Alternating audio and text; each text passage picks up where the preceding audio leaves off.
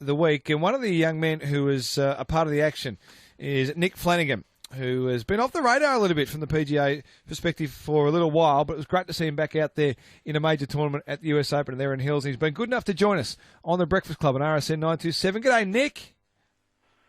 How you doing, boys? We're going really well, mate. Appreciate your time. You have been off the radar for a little while. In fact, I think last year you might have caddied at the US Open for Aaron Price, and this year he caddied for you. What was it like to be back out there?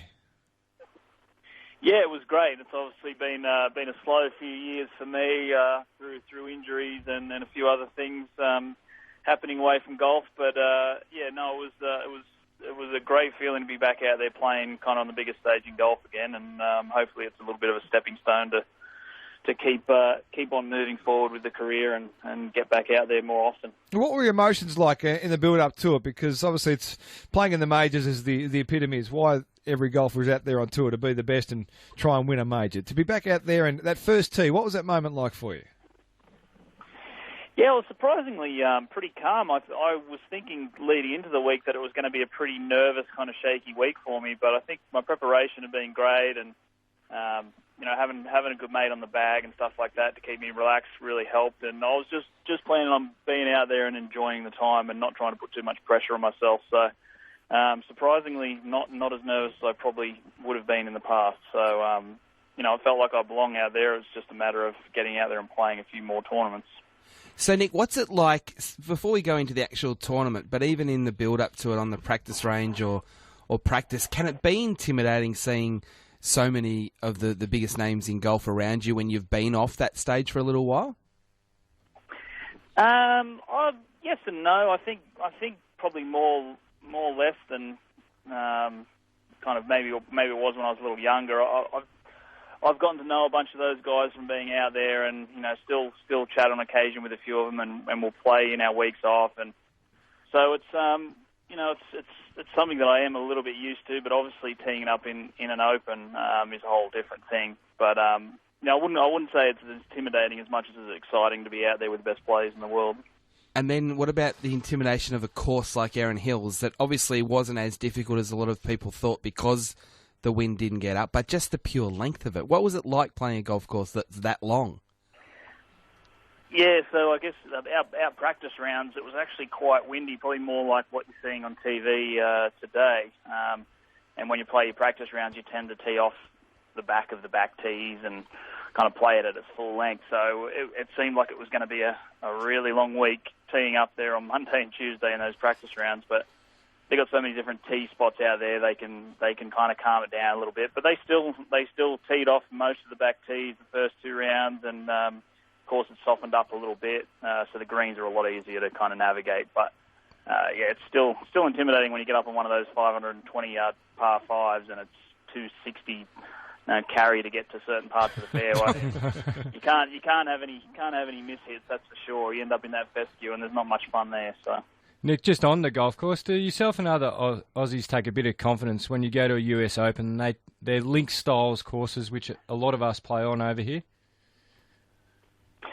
Yeah, this course especially would have been great if they didn't get that rain as far as Australians are concerned, because it was going to be super firm and fast around the greens, and you'd be able to hit those run up shots and bounce wedges in there 20 feet short and see that one big hop and then be able to check it. But it just didn't end up turning out like that, and you were backing up 7 irons and 8 irons there in that first round. So. I think it would have played into the Aussies' hands a little bit more if it stayed firm. So what were your expectations, Nick, coming in for this US Open? What were you trying to achieve out of it? I didn't really have any, to be honest. It was just to be qualifying again and playing well this year in some of the small events I've been playing in and stuff like that has been a huge boost for me. And then my biggest expectation was just to try and be out there and enjoy being out there again and not put too much pressure on myself to perform, because a lot of the time when you really want to play good, that kind of turns out being the biggest fault in actually playing good that week, is because you want it so bad. So just try to stay out of my own way, and I think I did that pretty well. Just had a little bit of a hiccup, on halfway through my second round that kind of completely halted my momentum, and it was just hard to get back on those US Open courses. It only takes 1 or 2 iron shots to to go from being well inside the cut line to being, back out to 100th. What happens in those situations, Nick? I was thinking yesterday watching Paul Casey, who was going along really nicely and had a triple bogey, and it was his second triple bogey in consecutive days. And I know I'd throw a club, I'd get really angry with myself, and my round would just disappear. How do you keep it together and try and find a way to get your round back on track? Yeah, well, I mean, not everybody does keep it together, that's for sure. But that's part of this game. It's one of those things when you try and force things, things tend to go in the wrong direction. I think Tiger was one of those guys that could always force birdies and under pressure situations, but a lot of the time, 99% of everybody else that tries to force things ends up kind of going a little too hard and then going backwards. But I guess it's one of those things, these guys play so many weeks of a year, and to win tournaments like a US Open, or to win any tournament out there on the US Open, the US Tour and stuff like that, you need to be really good and also have a little bit of luck here and there on certain holes and kind of keep your momentum going during the round. A couple of 10, 20-foot par putts in the middle of a second or third round can really kind of vault you forward for the rest of the tournament. Nick, I'm always interested when golfers go, especially into a big tournament, how they change their bag. Are you a golfer who, when you go into the US Open, because it's so long, you add the 3-wood, or you take a wedge out and add an extra iron in? Well, I've been running with the 2-iron and 3-iron all year. I've switched between hybrids and my 2-iron a lot over the years, but these new 2-irons that they have these days are a lot easier to hit. You didn't really need a 2-iron last week because you're hitting driver off every tee. If you hit 2-iron off any of those tees, you'd be hitting driver for your second shot. So that was a pretty easy decision to make. But sometimes on the softer courses or the firmer courses, you want to mess around with the bounce on your wedges. But other than that, I think a lot of guys will tend to keep their main clubs in the bag week in, week out. Nick, well, I think a lot of golf fans still remember you shooting to prominence in 2003 when you won the US Amateur. It's been a long time since then, of course, but getting back to this stage, how does it change your hopes and your expectations about what you're capable of now, considering you qualified again for the US Open and got a look at the big guys again?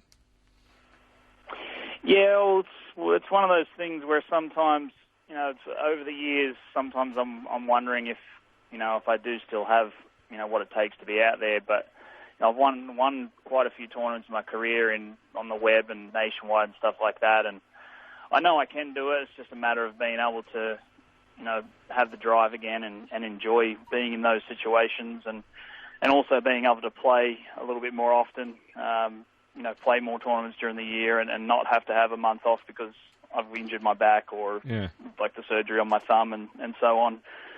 Playing tournaments is very underrated. Hitting golf balls on the back of the range and trying to get better it doesn't tend to work or compute when you get on a golf course and play in a tournament. It's completely different arena. So where do you go now, Nick? What is your schedule over the next couple of months for people that want to follow you now? So I'm playing a lot of state opens this year over in the US when I'm not getting into web.com events with my status at the moment, which is quite poor as far as getting into tournaments. So these are pretty much kind of pay-to-play events. I'm playing the Texas State Open in a few months and the Colorado Open, and you can make pretty good money in them. I think the Colorado Open's about, I think it's $100,000 for the winner, and then it drops down to like $10,000 for second and keeps going down. So just chasing these little mini tours and just trying to play as many tournaments as I can and get prepared for the end of the year and hopefully get back to Australia and play in a few. I'd love to come home and play in those events at the end of the year. I haven't been back for about 3 or 4 years because of Q schools and injuries and so on. So I'd love to get home and play towards the end of the year as well. How hard is that to keep motivated, Nick? That's your next 2 or 3 months and all that sort of thing. Is it that chance in the US Open that makes you feel, you know what, I can still do it? Because I could imagine it's not easy for you to be doing what you're doing at the moment. No, it's definitely been a change.